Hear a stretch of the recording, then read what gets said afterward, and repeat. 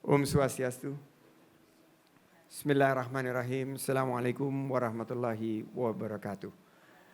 Greetings, good morning, and welcome to the wonderful Indonesia and Bali, the island of the gods, the paradise island, some say.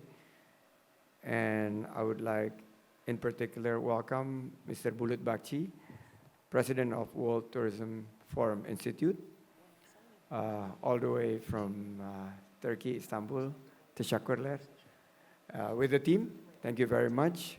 I'd like to also give thank you for Bapak Sapta Nirwandar, Vice Minister of Tourism and Creative Economy at the previous administrations, also our senior. Thank you, Pak Sapta, Hatur Nuhun. And also here in attendance, I was told there is a member of European Parliament, Mr. Jose Ramon Bausa. Thank you very much for attending. Also, Prof. Windu, Vice Minister, also from the previous administrations. Distinguished guests, ladies and gentlemen, also from PATA. Thank you very much for coming all the way, and people from the industry, also here from the Chamber of Commerce, from associations, investors, also the seniors from Bali, Pak Paul and his friends. Thank you very much for supporting the event. I'll save my detailed speech for the keynote because it's quite strange that you guys are structuring this as a double speech. So I will be speaking again after this. So I don't know what I'm going to say, so I'm going to be very, very quick. That first of all, my deepest gratitude for the World Tourism Forum Institute and the Indonesian Tourism Forum for hosting this Global Tourism Forum Annual Meeting 2022 in conjunction with the conclusions of G20 in the island of Bali. Thank you very much. Alhamdulillah wa syukrulillah, Indonesia has been successful in hosting the G20 presidency. Not only successful in terms of the event, but also the substance.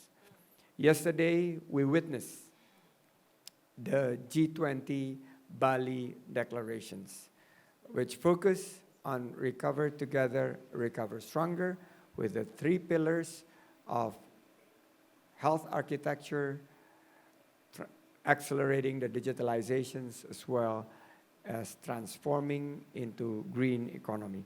I'll talk about it later, but you could imagine, for the whole year, more than 400 meetings have been conducted in Indonesia, side meetings, side events, satellite events, you name it. We even have sports tourism that is in conjunction with the G20. Engagement group, Women 20, Youth 20, Urban 20, Business 20, and also working groups, in particular the Tourism Working Group and the World Conference on Creative Economy. Today, we're here together through the International Collaboration Platform. And I met Mr. Bulut Bakci last year, very handsome, a lot of Indonesian lady, Be careful, Mr. Bulut Bakci. They look sweet, but they are Indonesian lady, be careful. And I met Mr. Bulut Bakci. I think the current theme of Indonesia is to rethink and reshape the discussions on travel and tourism issue is really a strategic time.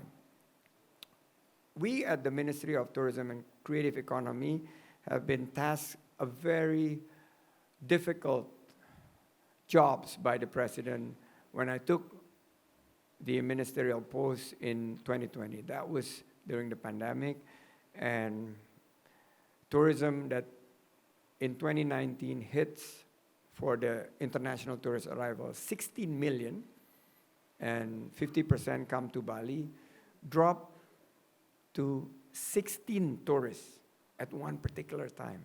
16, 1-6, not 60, 1-6. It was a sad moment. When I came to Bali early 2021, it's like a ghost town. It is unimaginable that we are here gathering just at the conclusions of the G20, holding the Global Tourism Forum annual meeting, and I would like to take this opportunity to reflect. What happened in the last 2 years? How do we reshape tourism going forward? Are we going back, Sawada, to the numbers that we had pre-pandemic? Right now, Indonesia is on track to attract 4 million foreign tourist arrival, which is a far cry compared to the 16 million that we had. Only 25%. Would we ever come back to that 16 million numbers? Or do we reshape to focus on quality instead of quantity, and to focus on sustainability in opposed to mass tourism? So let's take this opportunity, and I extend the invitations. We have global leaders here, and we also have local leaders. We have Ibu Rifda from Banten, who is supporting the agricultural tourism in near Tanjung Lesung, where Pak Pur of the Tanjung Lesung Special Economic Zone. We see this opportunity to talk between a new player and an existing player. We also see how we strengthen the public-private partnership. I'm from the government side, but my DNA is an entrepreneur. I think like a startup. So right now, Ibu Rizky have a 24-hour rule. What is a 24-hour rule? Is every single communications have to be responded by 24 hours. Government used to take months, days, weeks to respond.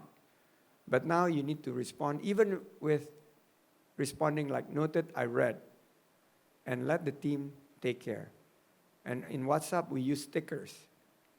Right now, people who used to send me WhatsApp, if I have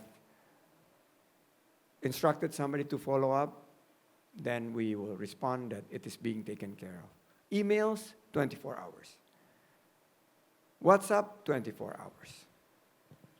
TikTok, if there is any issues on tourism, 24 hours. Why? Because we need to think like startups. We need to think because tourism needs a very fast action. And my team continue to build this inclusive, resilient, and sustainable tourism. You all fly from all over the world. Mr. Bulut Bakci traveled from Istanbul. Mr. Joseph Biden, President of the United States, came with 7 planes to Bali. Do you know how many cars came from the US with a US plate roaming around Bali? Their wheels is on the left-hand side. We drive on the other side of the road.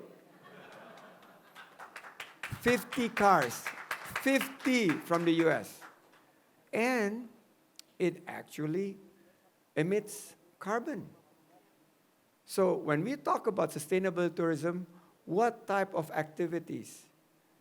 Like mangrove planting, it's more than symbolic, but it's actually an actions toward sustainable tourism.